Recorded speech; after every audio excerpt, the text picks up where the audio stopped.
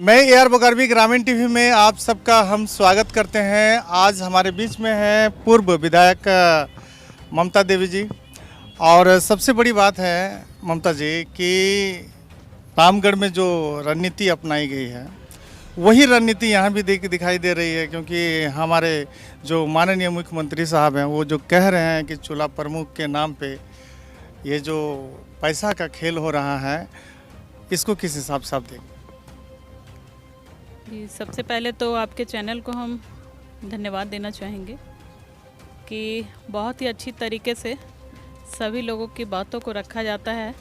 और साथ ही साथ जिस तरह से ये डुमरी विधानसभा में उपचुनाव की जो परिस्थितियाँ बनी, स्वर्गीय जगन्नाथ महतो जी जो कि एक मात्र नेता नहीं, हम उन्हें जननेता के रूप में मानते हैं, क्योंकि वो हमेशा से झारखंड हित में बात करते रहे हैं, हमेशा से सभी लोगों के दिल में वो बसते हैं।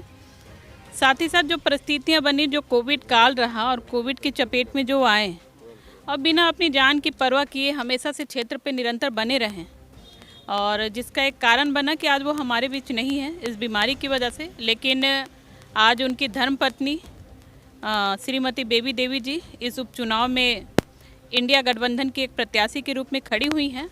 और जिस तरह से सभी पंचायतों में, प्रखंडों में हम लोग घूम रहे हैं और जिस तरह से लोगों का रुझान है, लोगों का रुझान देख कर के यही लग रहा है कि इंडिया गठबंधन की प्रत्याशी बहुत ही भारी मतों से वो चुनाव जीत रही हैं, क्योंकि सभी लोगों का समर्थन उनको मिलने जा रहा है। क्योंकि स्वर्गीय जगन्नाथ महतो की जो कार्यशैली रही है, जो उन्होंने कार्य क्षेत्र की जनता के लिए किया है, उसी समर्पण भाव से यहाँ की जनता एक श्रद्धांजलि के रूप में एक नंबर में बेबी देवी जी को वोट देकर उन्हें एक आशीर्वाद और एक श्रद्धांजलि जगन्नाथ बाबू को देने का काम करेगी। और बेबी देवी जी को पुनः मंत्री के रूप में देखना चाहती है यहाँ की जनता।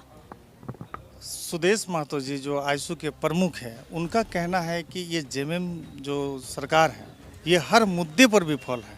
आप इस लाइन को किस हिसाब से देखते हैं? जी, सबसे पहले तो हम सुदेश महतो जी से, क्योंकि वो आजसू पार्टी के बड़े नेता जाने जाते हैं, केंद्रीय अध्यक्ष माने जाते हैं, हम उनसे ये पूछना चाहते हैं और सभी पब्लिक को भी ये चीज़ पूछना चाहिए कि विगत 15 सालों तक उन्होंने ही राज किया है यहाँ पर।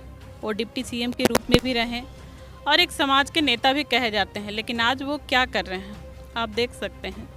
आप आसपास के भी विधानसभा जो क्षेत्र हैं उनको भी आप देख लीजिए कि किस तरह से उन्होंने लोगों को छलने का काम किया है। आप बगल का जो हमारा सीट था, रामगढ़ का सीट, वहाँ पर भी उनके समाज की ही नेता थी। मैं उनकी समाज से ही आती हूँ, मुझे क्या सम्मान मिला है समाज के नाते, समाज के बड़े नेता माने जाते हैं। और ये भी माना जाता है कि हमेशा से वो समाज के लिए काम करते रहते हैं। लेकिन आज सही मायने में हम कह सकते हैं कि वो केवल वोट की राजनीति करते हैं और वोट बैंक वो महिलाओं को वो समझते हैं।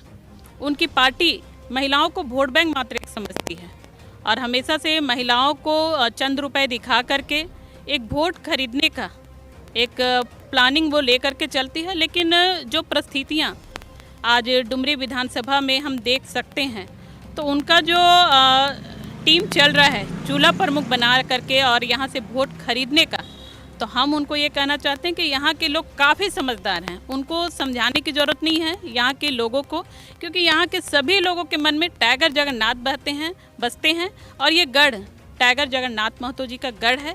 और यहाँ पे ना आजसू चलेगी ना बीजेपी चलेगी, यहाँ पर केवल टाइगर जगन्नाथ महतो जी का गढ़ रहा है और टाइगर जगन्नाथ महतो जी की धर्मपत्नी ही ये चुनाव जीतने जा रही है। और ये हमेशा से जेएमएम का सीट रहा है और हमेशा से जेएमएम का ही सीट रहेगा। लेकिन पिछले चुनाव को ममता जी आप तो देख ही रहे हैं ना कि उसमें एनडीए और आईसू अलग अलग चुनाव लड़ी थी, इस बार दोनों साथ है, तो टफ तो है ना? कुछ कोई टफ नहीं हम इसको मानते हैं, क्योंकि देखिए बीजेपी के लोग भी समझ चुके हैं, उनको बस आजसू पार्टी एक यूज़ करके फेंक देना किसी भी चीज़ को, जस्ट इस तरह से बीजेपी को यूज़ किया जाता है। तो आजसू के जो लोग हैं जो फिर चाह रहे हैं कि डुमरी में हम बीजेपी को यूज़ कर लें और उनको फटकार दें, तो भाई बीजेपी के लोग भी काफ़ी समझदार हो गए हैं, उनको किसको वोट देना है किसको नहीं देना है ये बखूबी वो समझ रहे हैं। आप रामगढ़ की स्थिति को देख लीजिए, विगत दिनों ही चुनाव हुआ है, विगत मंथ हो रहा है, वहाँ पर जा कर के पूछ सकते हैं बीजेपी के लोग जो डुमरी में हैं कि भाई रामगढ़ में आपकी स्थिति क्या है। भाई पहले तो जब मैं थी 3 साल, उस समय तो कम से कम बीजेपी के लोग भी नज़र आते थे एक प्रतिनिधि के रूप में शिलान्यास कार्यक्रमों में, यहाँ तक कि जयंत सिन्हा जी भी नज़र आ देते थे जो वहाँ के सांसद हैं, और अगर वो नहीं रहते थे उनके प्रतिनिधि हमारे साथ मन साझा कर लेते थे शिलान्यास और उद्घाटन कार्यक्रम में। लेकिन अब जा कर के देख लीजिए, जब से वहाँ पर आंसू आई है, बीजेपी के कोई लोगों को नहीं पूछा जा रहा है। आज बीजेपी के लोग अपने आप को ठगा महसूस कर रहे हैं, और जो दंश ये लोग झेल रहे हैं बीजेपी के लोग, क्या करें, उसकी मजबूरी है, क्योंकि पार्टी की तरफ से उनको इतना प्रेशर रहता है कि उनकी मजबूरी रहती है, वो करते हैं। लेकिन हम बीजेपी के लोग से भी कहना चाहते हैं कि वोट देने का स्वतंत्र अधिकार है सबको, किसी भी पार्टी में रहिए, लेकिन गुलामी की ज़िंदगी मत जिए। आपको सम्मान वही मिलना चाहिए जहाँ पार्टी आपको सम्मान दे, आप उसी पार्टी में काम कीजिए। और यहाँ पर जगन्नाथ महतो जी की धर्मपत्नी चुनाव जीत रही है। मैं बस यही जान रही हूँ, चूल्हा प्रमुख का जो ये लोग एजेंडा अपनाए हुए हैं, चूल्हा प्रमुख यहाँ कोई काम करने नहीं जा रहा है, क्योंकि चूल्हा प्रमुख जो रामगढ़ में बनाए गए, सिल्ली में बनाए गए, आज जाकर के देख सकते हैं रामगढ़ में जो चूल्हा प्रमुख बने हैं, आज वो लोग रो रही हैं। आज वो लोग हमारे पास आती हैं अपनी समस्याओं को लेकर के कि भाई हमें कुछ सुना नहीं जा रहा है, ना हमारी बातों को वहाँ पर सुना जा रहा है, कोई काम हमारा नहीं हो रहा है क्षेत्र का। तो हम यही कहते हैं कि भाई आप चूल्हा प्रमुख बने हैं, आपका तो दायित्व बनता है काम करना। लेकिन उनका यही एक कहना है कि दीदी हम लोगों को बस बरगलाया गया था, चूल्हा प्रमुख के नाम में एक टोपी मिला था, एक चाबी का रिंग मिल गया, एक बैच मिल गया और एक झोला मिल गया था। तो भाई सब लोग हम लोग बहकावे में आ गए, चंद रुपए दे करके हम लोगों को बरगलाने का काम किया। लेकिन हम लोग समझ गए हैं 2024 में उनको हम लोग जवाब देंगे। ये चूल्हा प्रमुख का स्टेटमेंट है, वो लोग कहते हैं। तो भाई यहाँ पे जिन भी बहनों और भाइयों को अगर चूल्हा प्रमुख बनाया गया होगा, हम उनसे निवेदन कहेंगे कि भाई चूल्हा प्रमुख मत बनिए आप। चूल्हा प्रमुख से कोई लाभ नहीं होने वाला है, आपको केवल वोट के दिन में पूछा जाएगा और 5 साल झांकने तक ये लोग नहीं आएंगे। ना आपका चूल्हा बचेगा, ना चूल्हा में एक आग भी बचेगी। ठीक है। एक और लास्ट सवाल हम आपको पूछना चाह रहे हैं कि ये जो एनडीए के, खास करके भाजपा के जो प्रदेश अध्यक्ष हैं, उनका ये स्टेटमेंट आया है कि ये हेमंत सोरेन को जब तक हम जेल में नहीं डालते हैं, क्योंकि कहीं ना कहीं आप भी मैडम, आप भी कहीं ना कहीं शिकार हैं इनके षड्यंत्र का। तो लगता है कि इन द कमिंग टाइम में ये जो झारखंड सरकार है, वो सुरक्षा की इस पर कुछ आंच आएगी? देखिए, हमारी झारखंड की जो सरकार बनी है, वो सरकार एकमात्र हेमंत सर के माध्यम से नहीं बनी है। ये झारखंड जो सरकार बनी है, ये जन जन के एक एक वोट से बनी है और जनता के द्वारा चुनी गई ये झारखंड की सरकार है। और इस बार की जो सरकार बनी है, वो सभी लोग खुश हैं इस सरकार से, क्योंकि एक आदिवासी का बेटा, एक आंदोलनकारी का बेटा आज मुख्यमंत्री बना है, जो कि सही रूप में और सही तरीके से झारखंड को चलाने का काम कर रहा है, यहाँ के लोगों को देखने का काम कर रहा है। और जहाँ तक है बाबूलाल मरांडी जी का जो स्टेटमेंट वगैरह आ रहा है और जिस तरह से वो संकल्प यात्रा शायद वो निकाले हुए हैं, तो ये एक ढोंग उनका चल रहा है संकल्प यात्रा के नाम से। वो तो मजबूर हैं, क्योंकि ना वो घर के रहे हैं ना घाट के रहे हैं, क्योंकि उनका तो ऐसा ऐसा स्टेटमेंट है बीजेपी के खिलाफ में। अभी मैं गाड़ी में भी सुन रही थी, उनका स्टेटमेंट एक आ रहा था और उसमें वो कह रहे थे कि भाई मैं किसी भी परिस्थिति में बीजेपी में शामिल नहीं होऊंगा, अगर वहाँ जाना पड़ा तो इससे अच्छा मैं कुतुब मीनार से कूद जाऊँगा। ऐसा स्टेटमेंट उनका था। तो हम समझ सकते हैं कि वो किस तरह के व्यक्ति हैं, उनके साथ मजबूरी है कि वो बीजेपी में चले गए हैं। और इससे और दर्दनाक बात हम क्या कहें, जब विधानसभा में हम लोग बैठते थे तो विपक्ष के लोग चिल्लाते थे कि भाई विपक्ष का नेता के रूप में बाबूलाल जी को अनाउंस किया जाए, लेकिन बेचारे मुंह नीचे करके सिर झुका करके बैठे रहते थे विधानसभा में, लेकिन आज तक उनको प्रतिपक्ष का नेता नहीं बनाया गया। ये क्या करें, मजबूरी है उनके साथ कि उनको बीजेपी के साथ फिर भी रहना पड़ रहा है। चलिए, और एक अंतिम सवाल आपसे ही लेंगे और आप ही से जुड़े हुए। कुछ लोगों ने ये परसेप्शन फैलाया था कि ममता देवी जो है कि लोगों का हत्यारा है, जिस मामले में आपको जेल हुई, तो वो मामला क्या है, ज़रा संक्षिप्त में 2-4 लाइन हमारे बोकारो के लोग बड़े शिद्दत से ग्रामीण टीवी देखते हैं, उनके लिए वो।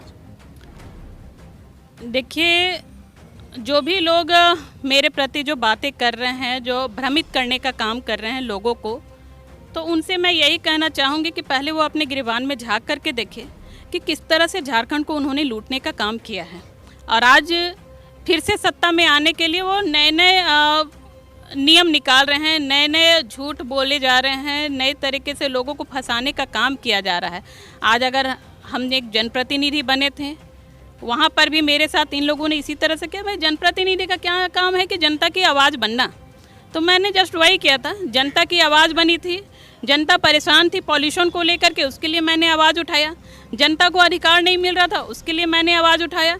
लेकिन जब वहाँ पर गोली कांड हुआ, उस समय बीजेपी और आसू की गवर्नमेंट एक साथ थी, उनकी सरकार थी, और उनके माध्यम से गलत तरीके से वहाँ पर फायरिंग कराई गई, गलत तरीके से एफआईआर किए गए। हमारे ही आंदोलन के 2 साथी वहाँ पर शहीद हो गए, लेकिन झूठा आरोप लगा करके हमारे ही ऊपर केस कर दिया गया। और ये प्रमाण हम इसलिए कह रहे हैं, और ये बात हम इसलिए कह रहे हैं क्योंकि मेरे पास सबूत इसका है। क्योंकि जब हमारी गवाही चल रही थी तो उस समय न्यायालय को प्रभावित किया गया। जब हमारी गवाही चल रही थी तो उस समय गवाहों को खरीदने का काम किया गया। कई सारे स्टेटमेंट उनके गवाहियों का भी है कि भाई किस तरह से उनको ज़बरदस्ती झूठ बोलने के लिए प्रेरित किया जाता था। तो इस तरह का स्टेटमेंट हमारे पास है। आप ये भी देख सकते हैं कि वो न्यायालय को प्रभावित कर रहे थे, हमारे गवाहों को प्रभावित कर रहे थे। तो मेरे कंप्लेन से उनके बॉडीगार्ड को सस्पेंड किया गया। मेरे गवाहों को प्रभावित कर रहे थे तो उनके जो चहीते एक शिक्षक हैं उनको सस्पेंड किया गया। आज उनको ऐसे सस्पेंड किया गया है कि उनको नौकरी तो मिली, लेकिन उनका पेमेंट आज हाफ मिलता है। जस्ट पर डे की उनकी अटेंडेंस बनाने का ये रूल उनके लिए कर दिया गया। तो इस तरह के कई सारे प्रमाण हमारे पास है, इसलिए हम डायरेक्ट एलिगेशन लगाते हैं कि कहीं ना कहीं हमारे केस को प्रभावित करने में, हमें सज़ा दिलाने में इनका पूरा हाथ है। और न्यायालय की तरफ से जो भी हमारे ऊपर सज़ा दी गई और एक सदस्यता भी हमारी चली गई, तो एक और ये बात भी हम कह सकते हैं कि कभी भी एक समाज होने के नाते, क्योंकि मैं भी कुर्मी समाज से आती हूँ और वो अपने आप को बहुत बड़े कुर्मी का नेता ये लोग मानते हैं, लेकिन आज तक समाज के नाम से भी एक बहन और एक बेटी के लिए एक स्टेटमेंट कभी भी उनके दल से नहीं आया। तो हम समझ सकते हैं कि किस तरह की वो लोग तुच्छ राजनीति करते हैं।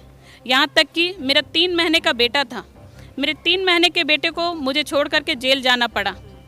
तो इस तरह की विडंबना हमारे साथ आई है, लेकिन फिर भी हम हारे नहीं हैं, क्योंकि 94,000 वोट मेरे हस्बैंड को उपचुनाव में मिले हैं।